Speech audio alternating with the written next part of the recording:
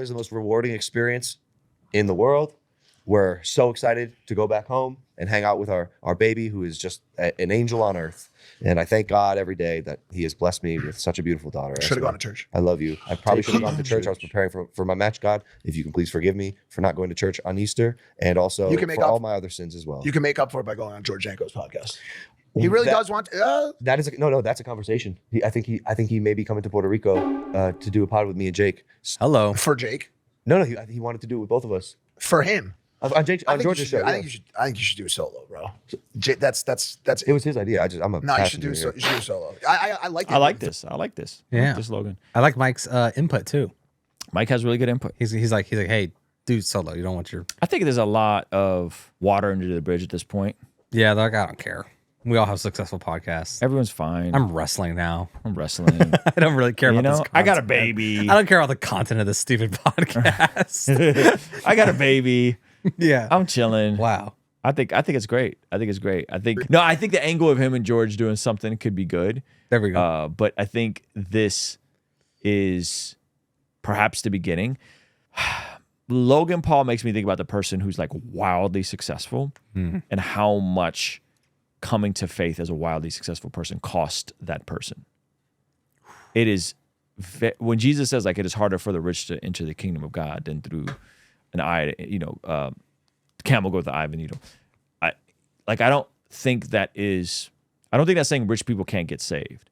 And I don't think that's saying people who love Jesus and build something and as a byproduct build wealth can't be saved. Come on. I think that's really poisonous. But I do think that there's something hard to someone that has everything laying down their comforts, their sense of purpose, their value, and saying, I'm going to lay it all down and pick up my cross. Yeah. Right? So that verse, we talked about it yesterday, right? Lay down your life, pick up your cross, and follow me.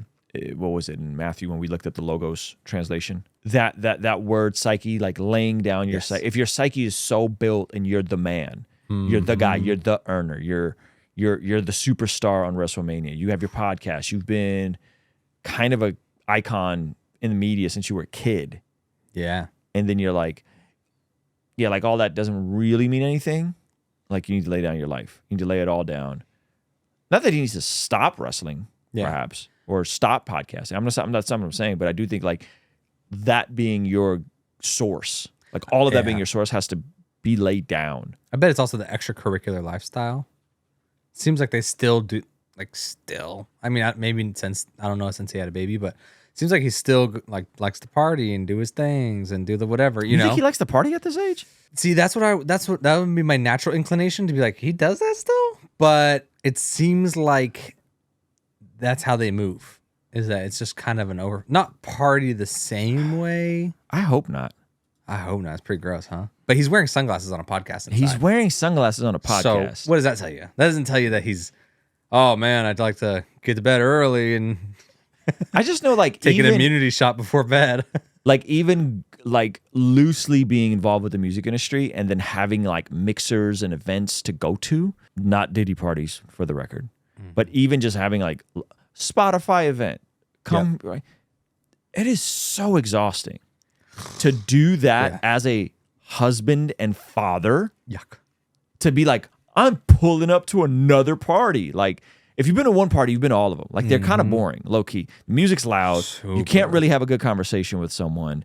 You're having a bunch of surface level conversations. You're having a bunch of surface level conversations. They're not that dope to me. Yeah. So I don't understand the proposition of doing these things is stupid to me in general. Yeah. Like even when I was in high school, I was like, you're doing what? Like you're going where? Yeah. You know? So as a grown man with a wife and a kid, like I'm gonna go. I don't know if they're out there partying like that. I hope not. You know? I think it's time to turn it around. Do you think it's easier? Do you think it's just as hard or easier if you have, let's say, the wealth accumulated, but it's through a completely unrelated business? There's no fame attached to it. It's just like, oh, I pour concrete and I just started a concrete business and now I make $1 million a year with my massive concrete business and I have contractors and I have all this wealth and I don't have to work as much and all this stuff, but it's not directly related to being a public figure and traveling and parties and mixed. I still think that's hard. I think when someone has comfort and all of their basic needs are met and they've had the luxury to define their own purpose, I think that's very difficult for someone like that to say, I'm going to lay down my paradigm, the things I got it right in, the earthly scorecard. I killed it in the earthly scorecard. I'm going to lay that down. I think there has to be some other crisis that comes, something else that comes, a loss in a marriage or something, you know what I mean? Like some sort of relational blowout or something. And then usually faith becomes more reasonable. Yeah. But yeah, I think people that like are killing it and got it all locked, I don't think that tends to work in the way that we think about it. Now, obviously the allures of fame and the allures of access to excess and pleasure is probably way harder too. But I think in this setting, I think it's tough. As in a mother's womb were two babies, and one turns to the other and says, "Do you believe in life after delivery?" And the other replies, "Why, of course, there has to be something after delivery. Maybe we're This is fire. This is sick. This is fire. So this is his argument for theism. Yeah. here to prepare ourselves for what will be later." Nonsense, said the first. "There's no life after delivery. What kind of life would that be?" "I don't know," said the second. "But there'll be more light than here. Oh, Maybe we'll snap. walk with our legs This is fire. and eat with our mouths. Maybe we'll have other senses we can't understand now." First goes, "That's ridiculous. Walking is impossible, and eating with our mouths, that's absurd. The umbilical cord is what scientifically supplies nutrition and all that we need, but it's far too short. Life after delivery is to be logically excluded." And the second says, "What if it's just different than it is here? Maybe we don't need that physical cord anymore." The first goes, "Okay, if there were life after delivery, then tell me, why has no one ever come back from there? Delivery is the end." That's crazy. Look at his reaction. Yeah. Look at his reaction. Wow. End of life, and in the after delivery is nothing but darkness and silence and oblivion. It takes us nowhere. Jeez. And the second says, "But certainly we'll meet Mother, and she'll take care of us." The first goes, "Mother? You actually believe in Mother? Jeez. If Mother exists, where is she now?" Jeez. Yo.